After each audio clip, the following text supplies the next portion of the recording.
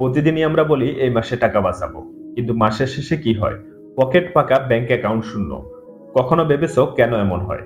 কারণ আমরা টাকা আয় করি কিন্তু টাকা ম্যানেজমেন্ট শিখি না। আজ আমি তোমাকে বলবো 7টি প্রমাণিত উপায়, যা মেনে চললে তোমার খরচ থাকবে নিয়ন্ত্রণে আর সেভিং হবে ডাবল। আর শেষে এমন একটি গোল্ডেন সিক্রেট শেয়ার করবো যা 90% মানুষ জানে না। তাই ভিডিওটি 1 সেকেন্ডও মিস করো না। চলো একটি গল্প দিয়ে শুরু করি। রাকিব নামের এক ছেলে আছে। মাসে 25,000 টাকা বেতন পায়। বেতন হাতে পেয়ে প্ল্যান করে, এই মাসে আমি অন্তত 5,000 টাকা সেভ করব। কিন্তু মাসের শেষ সপ্তাহে পকেট পাকা, ব্যাংক অ্যাকাউন্ট শূন্য। কারণ রাকিবের কোনো ফাইন্যান্সিয়াল প্ল্যান নেই। রাকিবের মতো আমাদের সবারই একই অবস্থা। আমরা টাকা খরচ করি ইচ্ছে মতো, কিন্তু হিসাব রাখি না। আর তাই খরচ কমানোর জন্য এই 7টি টিপস শিখে ফেলো। 1. মাসিক বাজেট তৈরি করো। বাজেট ছাড়া ফাইন্যান্স কন্ট্রোল করা অসম্ভব। মাসের শুরুতে তোমার আয়, বিল, বাজার, অন্যান্য সব খরচ লিখে ফেলো। যখন দেখবে খরচ বাড়ছে তখনই কাটছাট করতে পারবে। 2. প্রয়োজন বনাম ইচ্ছা আলাদা করো।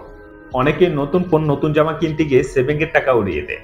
তাই আগেই ঠিক করো এটা কি প্রয়োজন নাকি শুধু ইচ্ছা। প্রয়োজনীয় হলে নাও, ইচ্ছে হলে অপেক্ষা করো। 3. খরচের সীমা ঠিক করো। বাইরে খাওয়া, ঘোরাঘুরি, শপিং এসবের জন্য সীমা নির্ধারণ করো। ধরো মাসে বিনোদনের জন্য 2,000 টাকা, সেটার বেশি খরচ করবে না। 4. অপ্রয়োজনীয় সাবস্ক্রিপশন বাদ দাও। তোমার mobile bill, OTT subscription, gym membership সবই চেক করো। যা ব্যবহার করো না তা বাদ দাও। এই ছোট ছোট খরচ মাসের শেষে বড় অঙ্কে পৌঁছায়। 5. সেভিং আগে, খরচ পরে। বেতন হাতে পাওয়ার সঙ্গে সঙ্গে অন্তত 10 থেকে 20% সেভিংসে রাখো। এটা আগে করলে খরচ কমাতে সহজ হবে। 6. ডিসকাউন্ট ও অফার কাজে লাগাও। প্রয়োজনীয় জিনিস কেনার সময় ডিসকাউন্ট ও অফার ব্যবহার করো। তবে শুধু অফার আছে বলে অপ্রয়োজনীয় জিনিস কিনে ফেলো না। 7. ঋণ এড়িয়ে চলো। ক্রেডিট কার্ডে খরচ করলে শুরুতে মনে হবে সুবিধা, কিন্তু মাসের শেষে বিল তোমার সেভিং গেলে খাবে। তাই আগেই নগদে অভ্যাস করো।